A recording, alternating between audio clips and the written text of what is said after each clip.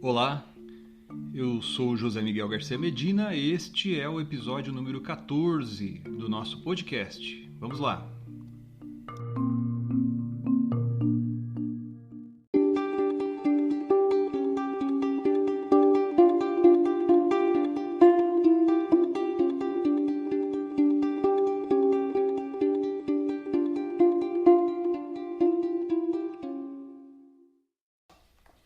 Olá, seja muito bem-vinda, seja muito bem-vindo.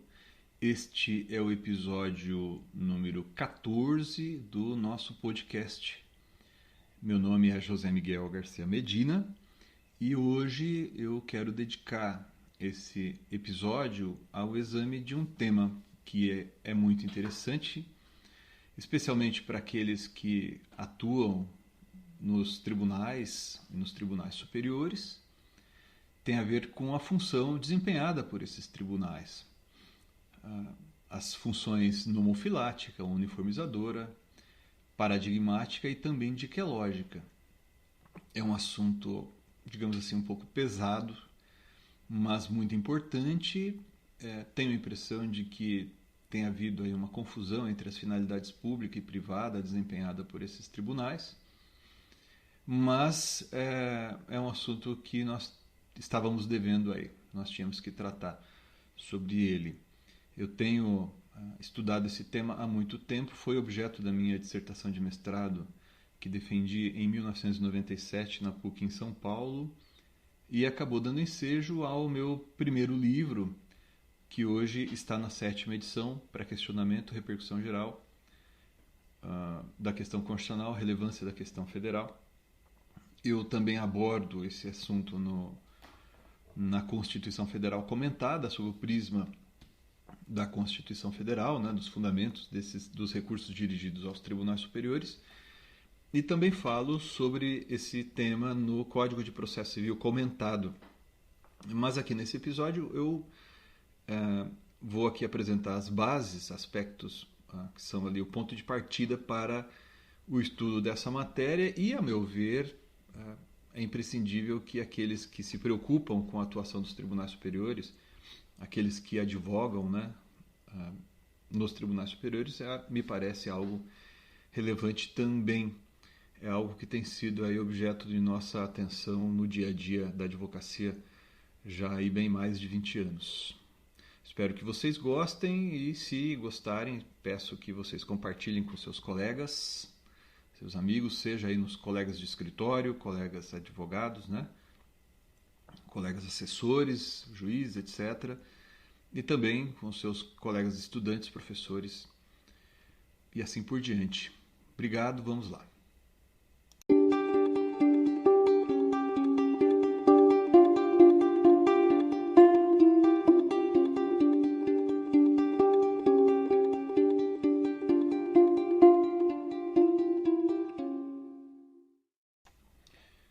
Qual a relação entre o direito de recorrer e a função desempenhada pelos tribunais em geral e pelos tribunais superiores, particularmente os tribunais superiores? Vamos conversar um pouco hoje sobre funções nomofilática, uniformizadora, paradigmática e diquelógica dos tribunais, sobretudo no contexto brasileiro dos tribunais superiores, e as finalidades pública e privada dos tribunais. Bom, são apontados normalmente 3 como os fundamentos que justificam a existência dos recursos, segundo se expõe na doutrina. O primeiro é o inconformismo das partes quanto à decisão proferida contrariamente ao seu interesse. O segundo, o interesse do próprio Estado em que a decisão seja proferida corretamente. E também, em sistemas jurídicos como o brasileiro, a necessidade de uniformização da inteligência do direito federal em sentido amplo. Isso é, o direito federal lato sensu, que compreende o direito constitucional federal e o direito federal infraconstitucional. Isso é, a inteligência da norma constitucional, a inteligência das normas oriundas das leis federais. A nosso ver, as disposições existentes no Código de Processo Civil de 2015 apenas realçam aspectos que antes já eram perceptíveis, considerando o que dispõe a Constituição Federal Brasileira de 1988 e também tomando em consideração a evolução histórica do Supremo Tribunal Federal e do recurso extraordinário e depois, com a Constituição de 88, do Superior Tribunal de Justiça e do recurso especial. Com outras palavras, os tribunais superiores não adquiriram uma nova função a partir do Código de 2015. Esses tribunais superiores têm, assim como antes, por função primordial, a fixação da inteligência do direito constitucional e do direito federal infraconstitucional. Isso, aliás, é pacífico na doutrina, mesmo a doutrina anterior à Constituição de 1988, que afirma que com os recursos dirigidos aos tribunais superiores, esses órgãos atuam com a finalidade de assegurar a inteireza positiva, a validade, a autoridade e a uniformidade de interpretação da Constituição e das leis. Muita gente escreveu isso, mas apenas para recordar de quem escrevia isso desde há muito tempo, antes da Constituição de 88, eu me recordo aqui pelo menos de 3 autores. Eu me recordo aqui do Pontes de Miranda, em seus comentários à Constituição de 1967, o professor José Afonso da Silva, uma obra clássica sobre recurso extraordinário, e também o professor Arruda Alvim. Então, um livro que, embora não seja um livro muito longo, é muito denso, né, sobre a antiga arguição de relevância. Mas, enfim, esses tribunais superiores fazem isso por ocasião do julgamento dos recursos extraordinário especial. Recurso extraordinário pelo Supremo Tribunal Federal, especial pelo Superior Tribunal de Justiça. E eles fazem isso em razão da provocação de uma das partes envolvidas na lide. E também fazem isso com o fim de aplicar a solução que eles identificam, ou seja, a inteligência e o sentido da norma, ao caso concreto. Percebam, os tribunais superiores, portanto, atuam com o propósito de definir o sentido da norma e, ao menos no direito brasileiro, aplicam ao caso concreto. Por conta disso, se afirma na doutrina que os tribunais superiores teriam as funções nomofilática, diquelógica e paradigmática. Na verdade, a meu ver, a paradigmática decorre da nomofilática, assim como a função uniformizadora que está na raiz do surgimento do antigo recurso extraordinário, né? Que seriam: função nomofilática é a função de preservar a rigidez, a validade, a autoridade da norma. Função paradigmática diz respeito ao fornecimento de padrões decisórios para o julgamento isonômico de casos afins. E, por fim, a função diquelógica tem a ver com a aplicação do direito ao caso concreto.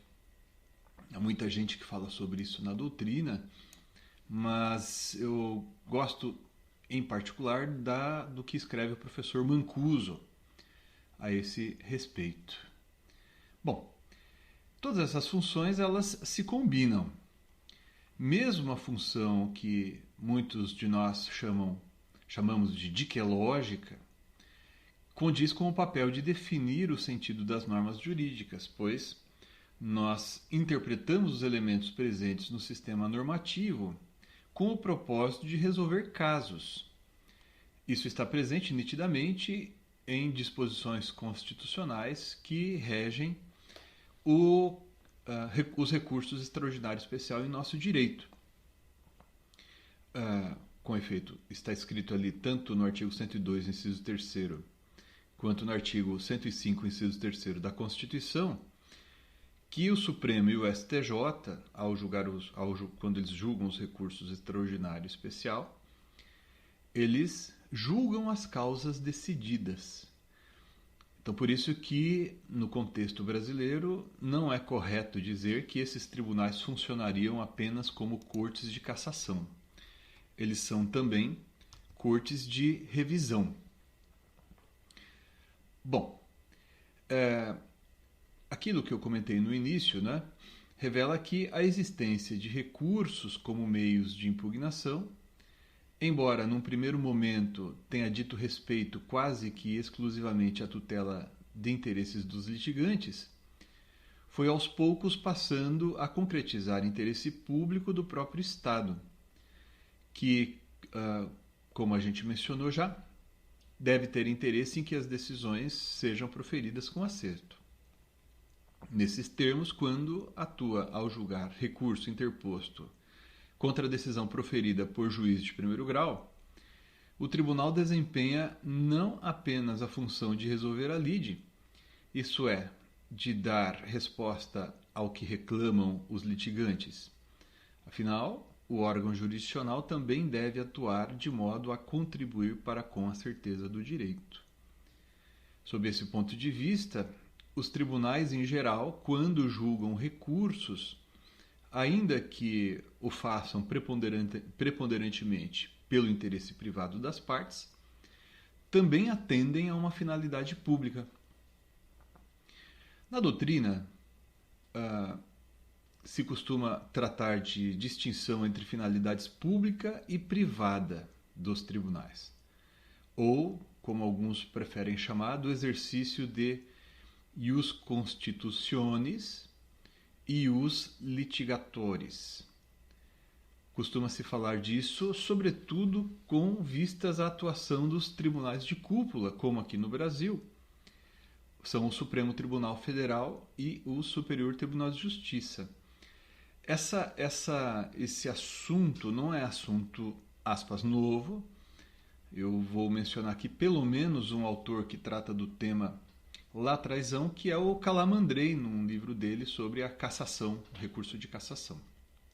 Então vejam, distinção entre finalidade pública e finalidade privada, que tem a ver com o que na doutrina se costuma dizer exercício de ius constitutionis e ius litigatores. A nosso ver, essa análise pode fornecer apenas uma visão parcial do fenômeno, ao menos tendo em vista o que dispõe no Brasil, a Constituição e as leis, e o modo como se dá a construção da solução jurídica no processo. A nosso ver, é muito difícil extremar de modo absoluto as funções pública e privada exercida pelos tribunais. Não se pode, segundo nós pensamos, não se pode afirmar que os tribunais exercem função pública ou privada, como se houvesse apenas duas alternativas e os órgãos jurisdicionais devessem optar por uma delas, afastando a outra. Bom, aqueles que vão ao Poder Judiciário sempre pretendem obter uma decisão correta, ainda que correta entre aspas, sob seus pontos de vista sobre a lide. Aí residiria, por assim dizer, a chamada função privada da atuação dos tribunais. É o que sustenta a doutrina, a função privada dos tribunais, quando os tribunais atuam para realizar aquilo que se encontra no propósito das partes, dos litigantes. Mas isso não exclui nem mitiga, em relação a qualquer dos tribunais, mesmo aqueles que não sejam tribunais de cúpula, a realização de uma função pública, já que os órgãos jurisdicionais em geral devem atuar de modo a corrigir, sendo o caso, decisões erradas. E ainda que isso não seja dito em relação àquele órgão que julga um recurso como parte do organismo jurisdicional como um todo, ele deve assim atuar para que se obtenha a paz jurídica, já que essa também é uma finalidade da jurisdição. Então vejam, não é, segundo nós pensamos, possível dizer que, por exemplo, o Tribunal de Justiça, Tribunal Regional Federal, não realizaria uma função pública, aliás, como também os juízes de primeiro grau quando atuam. né? Não é correto dizer que esses órgãos realizam apenas uma função privada, de julgar apenas o caso concreto. E apenas os tribunais superiores realizariam a função pública de tutelar o direito material, o direito objetivo. Além disso, é possível ver que essas atribuições, digamos assim, se misturam pelo seguinte, né? Os interesses público e privado. Primeiro, o interesse das partes de obter a decisão que está de acordo com outras proferidas em casos idênticos, ou seja, o direito a um tratamento isonômico perante o direito, se relaciona tanto a um direito subjetivo delas como a um direito supraindividual, digamos assim. Afinal, o direito a um tratamento isonômico não interessa apenas a uma das partes ou as partes envolvidas em um processo, né? Além disso, o ideal de se proferir decisões que sirvam de orientação para se decidir casos futuros não diz respeito apenas ao interesse público, já que as partes, sobretudo aquelas que se colocam em grande quantidade de relações jurídicas, como, por exemplo, o Estado em relações tributárias ou grandes empresas em contratos de massa, esses entes também podem ter interesse em atuar de modo a se fomentar o surgimento de orientação em dado sentido, né? Basta ver, por exemplo, como muitas entidades atuam por ocasião do julgamento de casos repetitivos nos tribunais superiores e até no caso de julgamento de incidente de assunção de competência nos tribunais superiores, né? Não raro, várias pessoas se movimentam a fim de que se crie, ou se movimentam com o intuito de evitar que se crie uma orientação na jurisprudência dos tribunais superiores, na medida em que isso diga respeito aos seus interesses privados, né? Então é uma maneira ingênua de enxergar o fenômeno, desligada da realidade no mínimo, dizer que os tribunais superiores realizam apenas função pública. E mais, a criação de restrições ao acesso aos tribunais de cúpula, embora possa ser vista como manifestação de interesse público, acaba servindo também o interesse privado daqueles que não querem que a outra parte recorra ao Tribunal Superior. E a gente vê isso todos os dias na advocacia, né?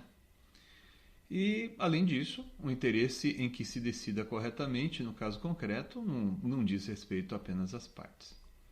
Bom, com essas considerações, eu quero dizer o seguinte, que, embora não seja absolutamente inútil o conhecimento da relação interesse público versus interesse privado na atuação dos tribunais, não é possível, com base nessa distinção, definir uma finalidade restrita para os tribunais superiores, né? Mas o conhecimento dessa relação, digamos assim, não torna a distinção inútil. É uma ressalva contra deduções muito técnicas do propósito definido ou atribuído às cortes superiores, aos tribunais superiores. Essas funções não se excluem, mas se complementam na atuação dos órgãos recursais, né? E, às vezes, fica realçada a função pública, às vezes fica realçada a função privada, né? Bom, de todo modo, a partir dessa diferenciação, alguns autores no Brasil e fora do Brasil também, eu tenho a impressão de que fora do Brasil quem mais escreveu sobre isso, e pelo menos é o mais citado entre nós aqui, é o professor Michele Tarufo, né, sobre as funções dos tribunais superiores. Parte da doutrina vincula a função pública aos tribunais superiores. Então apenas esses tribunais superiores teriam a exclusividade do exercício dessa função pública e os outros tribunais, como por exemplo aqui no Brasil os tribunais de justiça, tribunais regionais federais, não teriam essa função. Segundo esse modo de pensar, A função pública tocaria ao que esses autores chamam de cortes supremas, que atuariam com o intuito de desenvolver o direito, de modo que sua função principal seria tipicamente proativa. Ou seja, o tribunal, como o Superior Tribunal de Justiça, por exemplo, não se limitaria a tutelar a legalidade, que seria uma função reativa, mas, além disso, promoveria a legalidade, que é uma função proativa. Essas expressões são expressões empregadas pelo professor Michele Tarufo, né? Claro que a gente concorda com isso, que essa é a função primordial dos tribunais superiores, mas não é correto dizer que tem que ser a função exclusiva dos tribunais superiores. E, na verdade, eu sustento esse ponto de vista, pelo menos desde a primeira edição do livro que eu escrevi sobre pré-questionamento, lá em 1998. Né? Mas não é correto, segundo nós pensamos, dizer que apenas os tribunais superiores realizam função pública e não, por exemplo, o Tribunal de Justiça dos Estados. Né? Isso fica claro à luz, inclusive, do Código de Processo Civil de 2015, na medida em que, por exemplo, decisão de Tribunal de Justiça de um dos estados, quando julga incidente de assunção de competência, é considerada pela lei, aspas, uma decisão vinculante. Ainda que se possa dizer que isso seja vinculante como um precedente apenas no sentido formal. Quando se tratar de direito local, isso é, direito estadual ou direito municipal, a tese firmada, digamos assim, tem potencial para corresponder mutatis mutandis, claro, aquilo que é produzido nos tribunais superiores, já que em se tratando de direito local não cabe nem recurso extraordinário nem recurso especial. Né? Claro, veja, é evidente que, em razão da posição que eles ocupam, os tribunais superiores devem desempenhar esse papel com mais destaque. Né? E isso até é ressaltado, como eu mencionei lá no comecinho, pelo Código de Processo Civil de 2015. Mas isso não exclui que os tribunais locais também funcionem como, entre aspas, cortes de precedentes, em se tratando de direito estadual ou de direito municipal. Além disso, uma coisa importante aqui no Brasil tem a ver com o fato de que cabe recurso para os tribunais superiores, hoje, de acordo com o texto constitucional, para o Supremo Tribunal Federal, quando a questão é chamada de qualificada, isso é, quando a questão constitucional ostenta repercussão geral e, se aprovada proposta de emenda constitucional que tramita no Superior Tribunal de Justiça, isso vai valer também para a questão federal infraconstitucional, né?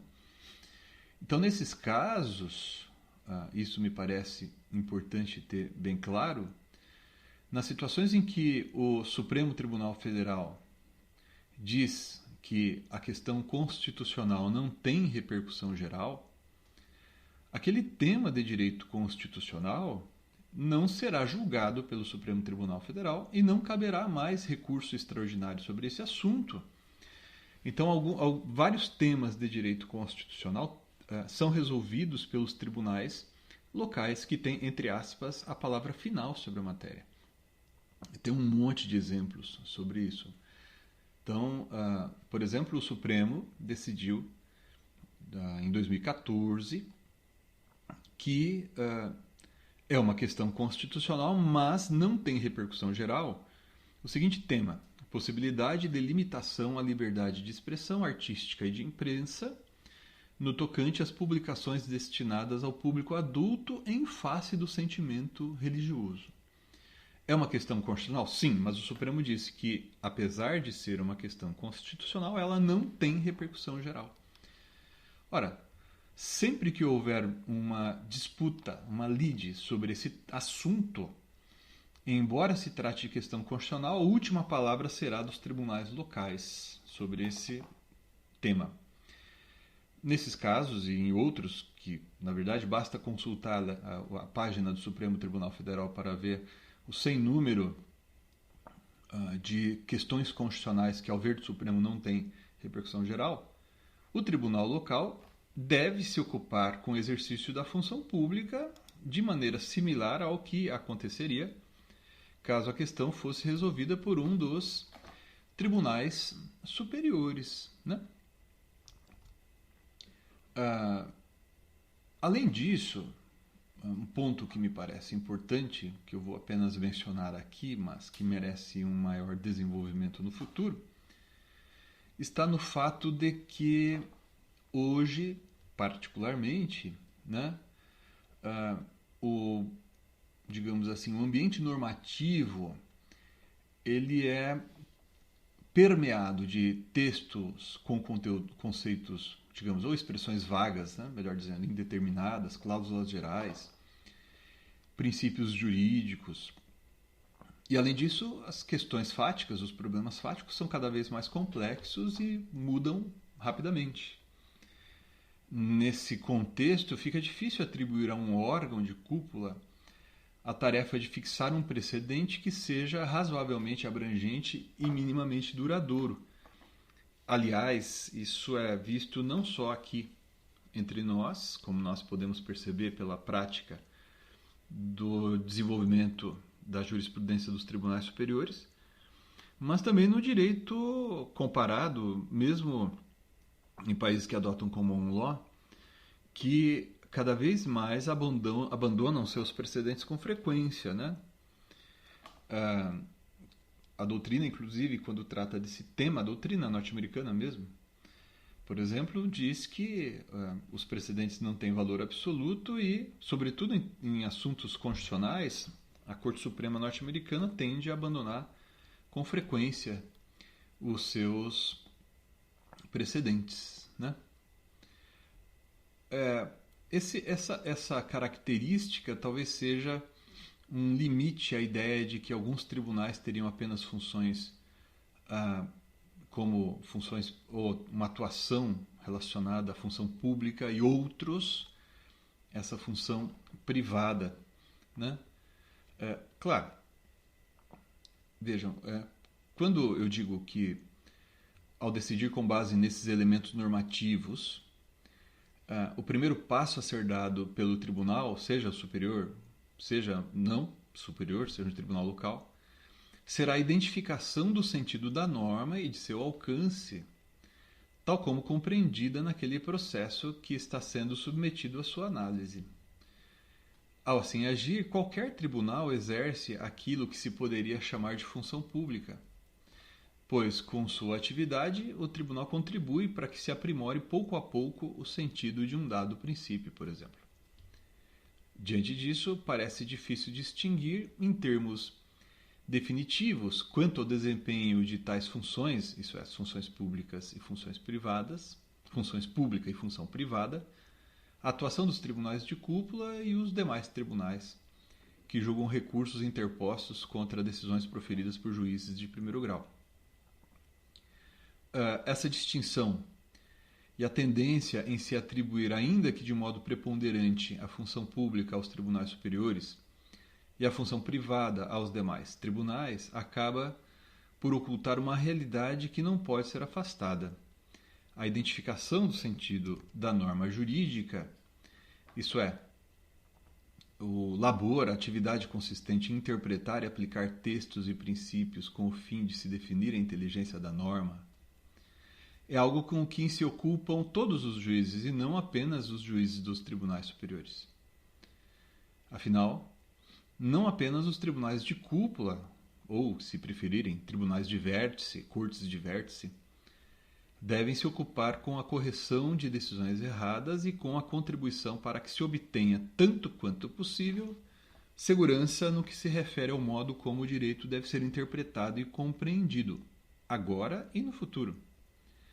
Um precedente, uma decisão particularizada, mesmo que de um dos tribunais superiores, é insuficiente para se expressar a dimensão de princípios jurídicos, de cláusulas gerais, de textos com expressões vagas ou indeterminadas. Ou, se dizendo de outro modo, a função pública não é exclusiva dos tribunais superiores.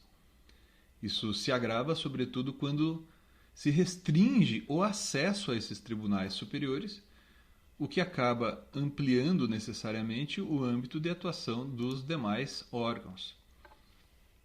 E aqui entre nós, isso ocorre. Agora, nós podemos observar, por exemplo, quanto às questões de direito federal infraconstitucional, na medida em que o Superior Tribunal de Justiça estabeleceu, em tempos recentes, a orientação de que não cabe a reclamação prevista no artigo 988 do CPC, para corrigir a aplicação errada da tese firmada no julgamento de recurso especial repetitivo pelo Superior Tribunal de Justiça. Ora, que consequência imediata nós temos disso? O desenvolvimento, as aproximações, as distinções relacionadas ao tema, que tem a ver com o aperfeiçoamento do precedente, acabam ficando a cargo dos tribunais locais, ou seja, dos tribunais dos estados e dos tribunais regionais federais. É isso.